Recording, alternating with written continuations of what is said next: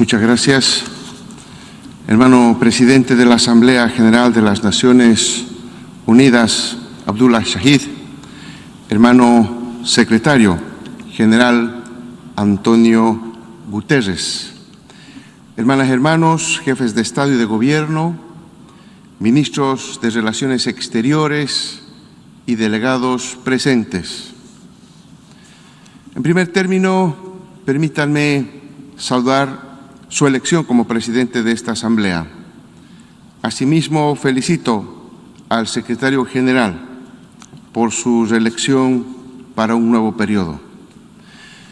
Nos encontramos en el foro más importante creado por la humanidad después de la Segunda Guerra Mundial y que fue concebido como un espacio para debatir, reflexionar y buscar soluciones efectivas a las múltiples crisis que enfrenta nuestro planeta.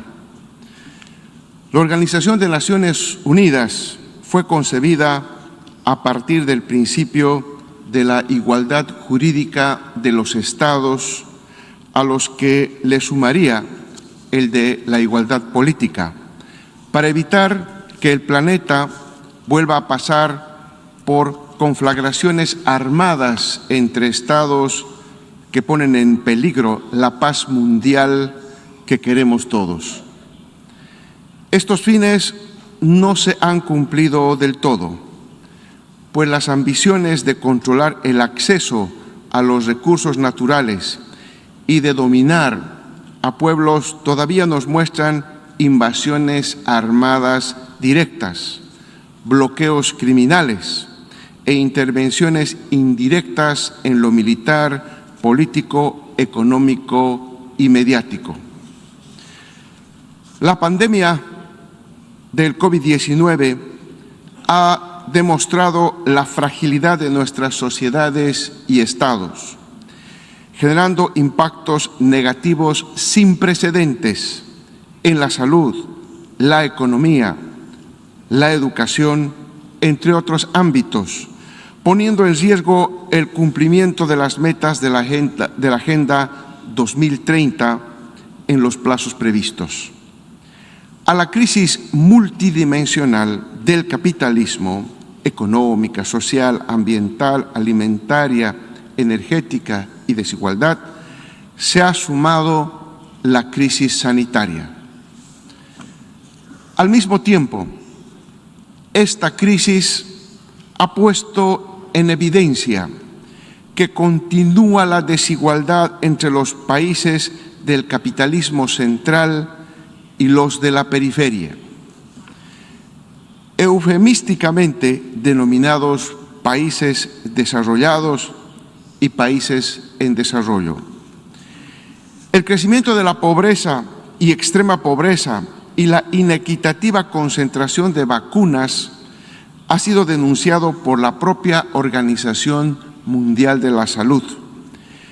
Según los datos disponibles, a la fecha, solo el 30% de la población mundial que requiere vacunas ha recibido al menos una dosis anti-COVID-19 y apenas el 15,5% está completamente vacunado. Al mismo tiempo, solo el 1,1% de la población en países de bajos ingresos ha recibido al menos una dosis. El capitalismo ha mercantilizado todos los ámbitos de la vida social y la salud no escapa a sus tentáculos. La ciencia médica debe estar al servicio de la humanidad sin ningún tipo de discriminación geográfica, política, social o por motivo de nacionalidad. El acceso a la vacuna debe ser considerada como un derecho humano. No podemos ser indiferentes, ni mucho menos lucrar con la salud en tiempos de pandemia. Estamos plenamente convencidos de que la pandemia se podrá superar con una mayor cobertura en la vacunación. La Organización Mundial de la Salud estableció que cuando se logre el 70% de este propósito, podremos superar la misma. Sin embargo, el acceso a las vacunas, principalmente para los países de la periferia, es restringido. En este contexto, consideramos importante que las transnacionales productoras de medicamentos liberen las patentes y compartan sus conocimientos y tecnología para la producción de vacunas contra el COVID-19 y que mediante un trabajo conjunto garanticemos el acceso inmediato a todas las personas en todos los países del mundo. Que las organizaciones supranacionales como Naciones Unidas y los gobiernos trabajen solidariamente para evitar el acaparamiento de vacunas y promuevan el acceso universal, justo, equitativo y oportuno a las vacunas, así como a los medicamentos e insumos médicos para hacer frente a la pandemia del COVID-19.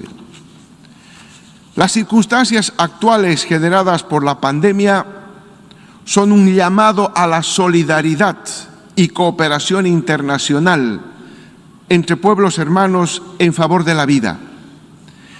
En la lucha contra el COVID-19 a lo largo del planeta, miles y miles de servidores de la salud cumplieron su rol y hoy les rendimos homenaje y expresamos nuestro agradecimiento por su trabajo. En Europa, a pesar de sus problemas, se pusieron de acuerdo y han destinado miles de millones de dólares para reactivar su economía. Los Estados Unidos, de igual manera, ha logrado un consenso entre sus políticos para orientar miles de millones a su economía. En cambio, en América Latina y el Caribe y en África, los estados y los gobiernos no cuentan con organismos que piensen en la batalla por la vida. Todo lo contrario, organizaciones como la Organización de Estados Americanos, OEA, nos dividen, promueven golpes de Estado y generan desestabilizaciones. Hermano presidente, la crisis del COVID-19 también ha expuesto las vulnerabilidades y desigualdades del sistema financiero y la economía mundial. En un mundo estrechamente interconectado, es importante profundizar la solidaridad, complementariedad y responder a las necesidades de nuestros pueblos en el contexto de pospandemia. Para ello es necesario fortalecer la integración y la cooperación, de manera que podamos enfrentar el impacto multidimensional en la economía, en nuestras industrias y en nuestras capacidades de alcanzar la seguridad con soberanía alimentaria. En este contexto, es indispensable la reconstrucción de nuestras economías para la protección social y la salud, es decir, resguardar y proteger a trabajadores, obreros y obreras, campesinos, campesinas, indígenas originarios, a micro y pequeños empresarios y empresarias, de la misma manera como se protege a los bancos, a las grandes empresas y a las corporaciones globales. Para el logro de los objetivos de desarrollo sostenible es indispensable que le hagamos frente a los riesgos que nos plantea la pandemia. En esa perspectiva, analicemos y propongamos soluciones integrales a la vulnerabilidad que ha generado la deuda en los países de la periferia respecto del capitalismo central y las instituciones financieras. En este sentido, son importantes las medidas integrales que los organismos de financiamiento internacional apliquen con una visión sostenible y que no impliquen mayores cargos o adeudos a los estados beneficiarios. Los estados debemos priorizar la erradicación de la pobreza extrema, la reducción de la desigualdad en todas sus dimensiones, el acceso a los servicios básicos para la población, y debemos asumir con responsabilidad el reto de construir un futuro en base a la solidaridad, la complementariedad, la sostenibilidad y la cooperación entre los pueblos. Pero poco se avanzará en la disminución o eliminación de estos indicadores sociales mientras continúe el actual orden económico mundial, injusto por donde se lo mire, y en el que todavía prevalece el intercambio desigual y se ponen obstáculos a la industrialización. Por otra parte, no puedo dejar de destacar que lastimosamente la brecha digital persiste y el rápido progreso de las tecnologías digitales y el comercio electrónico se han convertido en un instrumento que puede ayudar en la recuperación económica.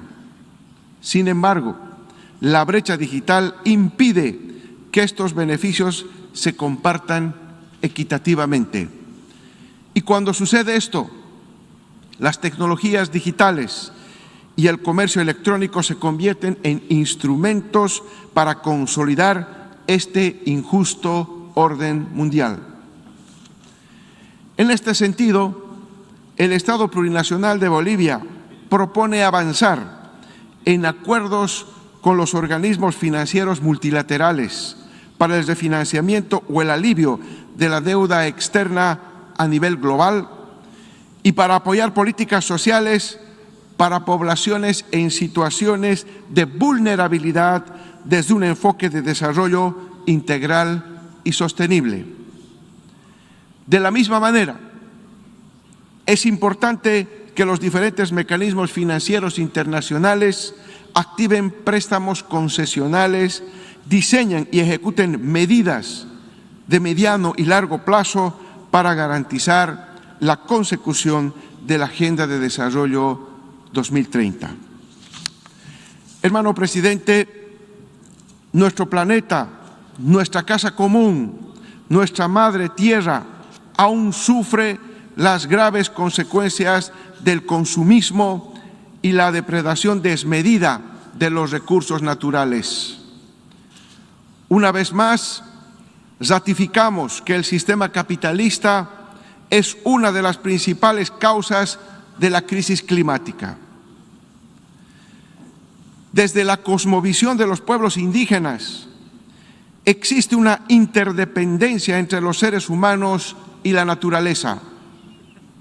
Por ello, como Estado, impulsamos un nuevo modelo de convivencia para el bienestar que nuestros pueblos llaman el vivir bien.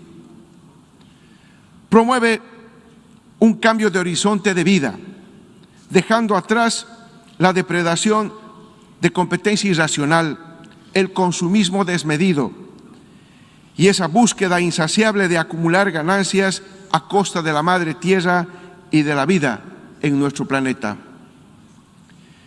Ese horizonte civilizatorio de nuestros pueblos indígenas es válido para todos los pueblos del mundo, pues si hay algo que el capitalismo está poniendo en riesgo es la humanidad y a la naturaleza. Transitar el camino hacia el vivir bien implica que nuestras políticas públicas y formas de vida estén en armonía y equilibrio con la naturaleza. Tenemos que recuperar nuestra relación con la Madre Tierra porque está en juego nuestra supervivencia como especie. La creciente amenaza que plantean los riesgos no económicos para la estabilidad financiera y macroeconómica, como la crisis climática, ha puesto de manifiesto la necesidad de formular políticas que ayuden en la transición hacia un nuevo modelo económico. Consecuentes con nuestro pensamiento, hemos construido la visión boliviana para la Convención Marco de las Naciones Unidas sobre Cambio Climático. Proponemos que todos los países parte nos encontremos en el marco del COP26 rumbo a Glasgow y al respecto planteamos los siguientes aspectos. 1. La única solución real para limitar el aumento de temperatura más allá de 1.5 grados centígrados pasa por la distribución del presupuesto de carbono entre los países, en base a los criterios de justicia climática y en función al principio de responsabilidades comunes pero diferenciadas. Segundo, los países del capitalismo central deben asumir la deuda climática y la compensación histórica con el resto de los países del mundo, mediante la cooperación financiera, transferencia tecnológica y de desarrollo de capacidades, dando cumplimiento así a los acuerdos establecidos hasta la fecha. Tercero, es fundamental recuperar los conocimientos, prácticas y experiencias de las naciones y pueblos indígenas en la construcción de sociedades y ecosistemas con resiliencia al cambio y crisis climática. Cuarto, es una necesidad urgente fortalecer y acelerar los esfuerzos de los países contra la crisis climática, en particular de los enfoques que no están basados en los mercados de carbono, esfuerzos que deben ser efectivos en la reducción de emisiones domésticas de gases de efecto invernadero. Estamos convencidos que de la urgente necesidad de una reforma de la arquitectura mundial que alinee las políticas financieras, de inversión, de comercio, de desarrollo, medioambientales y sociales. En este mismo contexto, celebramos la realización de la cumbre sobre los sistemas alimentarios, ya que de ellos depende la salud y la vida misma de la humanidad. Debemos fortalecer y reconocer la importante contribución a la economía y preservación de la naturaleza que hacen los productores campesinos e indígenas. De la misma manera, aprovecho este espacio para congratular a esta Asamblea por la importante decisión asumida, declarando el decenio de las lenguas indígenas que inicia el próximo año. Las lenguas transmiten cultura, los conocimientos, los saberes y la historia de los pueblos. Por ello es importante que nuestros estados a lo largo de estos años y los venideros impulsen acciones para recuperar y revitalizar las lenguas indígenas que son parte de la riqueza de la humanidad. Hermano presidente, la Carta de nuestra organización es el referente máximo de resguardo del derecho internacional que gobiernan las relaciones entre nuestros países. Por esta razón, la Organización de Naciones Unidas tiene un rol preponderante, especialmente en el resguardo de los derechos humanos. Por lo tanto, es inconcebible que países hegemónicos impulsen acciones y medidas unilaterales que generan efectos negativos en contra del derecho a la vida, la salud, la alimentación y la educación de millones de personas. Así como se ha expresado en esta Asamblea General en reiteradas ocasiones, estas medidas coercitivas responden a determinaciones unilaterales para ser aplicadas de manera extraterritorial, lo que no es solamente inmoral, sino que va en contra del derecho internacional y de la propia Carta de las Naciones Unidas. Debilitando el multilateralismo, estas medidas son aún más reprochables y condenables cuando afectan de manera intencional y directa el ejercicio y disfrute de los derechos humanos. Los derechos humanos son inherentes a los seres humanos. No puede existir dobles estándares. El acceso a vacunas, medicinas, insumos médicos y bienes esenciales como los alimentos no pueden estar supeditados a intereses políticos, ni deben usarse el derecho a la vida o a la salud como un mecanismo político. Depresión en desmedro de la vida de millones de personas que dependen de ello, mucho más en tiempos de pandemia. Rechazamos cualquier medida unilateral con objeto de impedir que nuestros países ejerzan su derecho a determinar libremente sus propios sistemas políticos, económicos y sociales. Una muestra clara de la aplicación de medidas unilaterales es el inhumano y criminal bloqueo comercial y financiero contra Cuba, que pone en riesgo la vida de más de 11 millones de ciudadanas y ciudadanos en plena pandemia. Es un crimen contra la humanidad, pero al mismo tiempo un lamentable ejemplo de cómo las decisiones de esta Asamblea son incumplidas por determinados países. Es frustrante admitir que, año tras año, pese a la virtual unanimidad mundial en la condena al bloqueo, los responsables de este crimen hagan caso omiso al clamor de la humanidad. Hermano presidente, antes de concluir esta intervención en la Asamblea General, permítame informar a los países miembros que el Estado plurinacional de Bolivia, luego de un lamentable golpe de Estado acaecido en noviembre de 2019, el pasado octubre de 2020 ha recuperado su democracia, gracias a la unidad, lucha y conciencia del pueblo boliviano, ratificada en las urnas, y vamos recuperando nuestra democracia intercultural, así como nuestra estabilidad política, económica y social que tanto trabajo nos ha costado construir. La ruptura del orden constitucional en mi país tuvo la participación de actores nacionales, políticos que en las urnas no cuentan con el respaldo del pueblo, malos efectivos de la policía y las Fuerzas Armadas, comités cívicos, la jerarquía católica y medios de comunicación hegemónicos.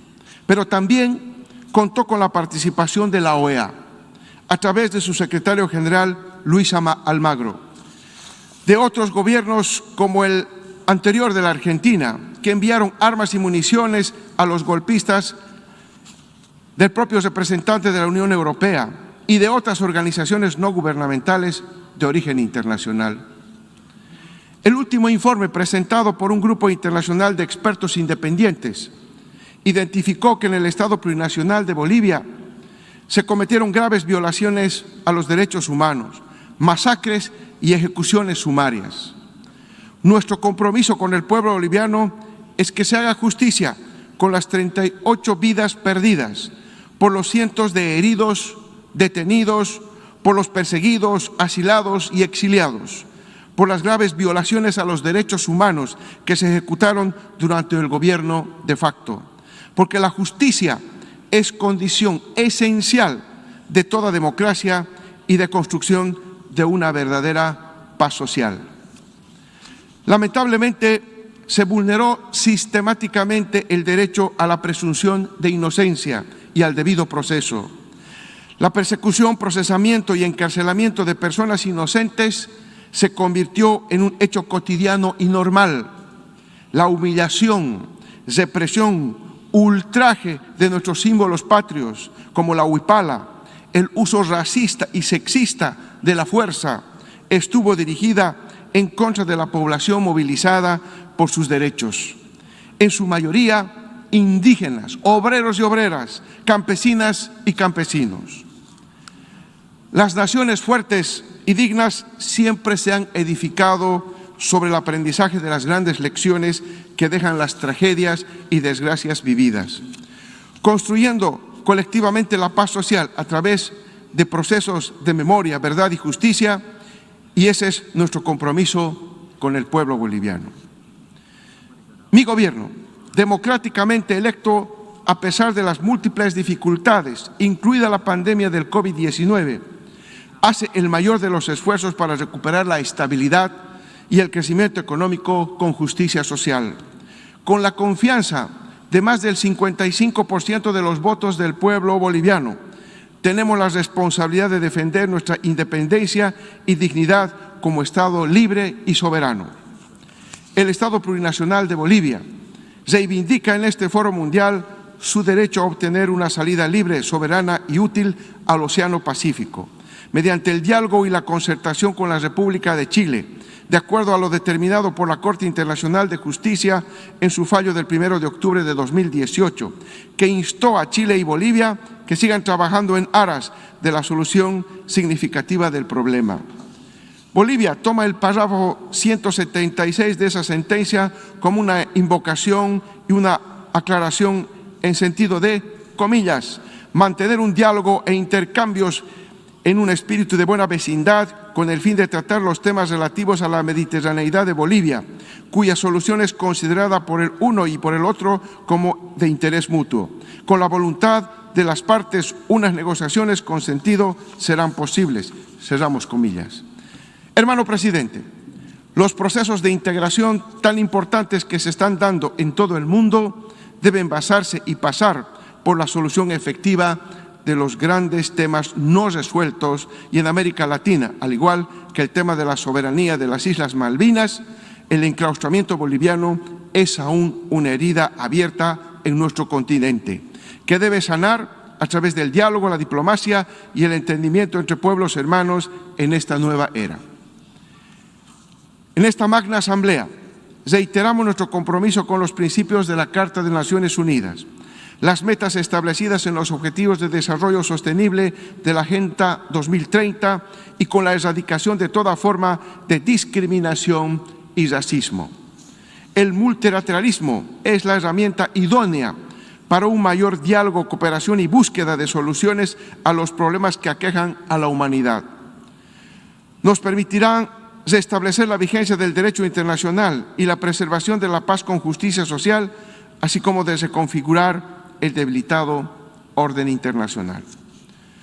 No hay duda que los desafíos a los que nos enfrentamos cada día son más complejos. Si pretendemos un futuro mejor para las actuales y futuras generaciones, debemos reflexionar sobre el camino andado para superar la polarización de la arquitectura mundial y en su lugar aunar esfuerzos para promover una cooperación internacional que nos permita enfrentar fortalecidos los problemas actuales.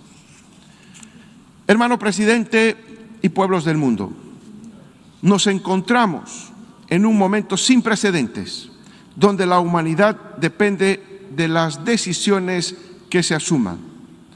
Es nuestro deber construir un mundo más justo, más democrático y más solidario.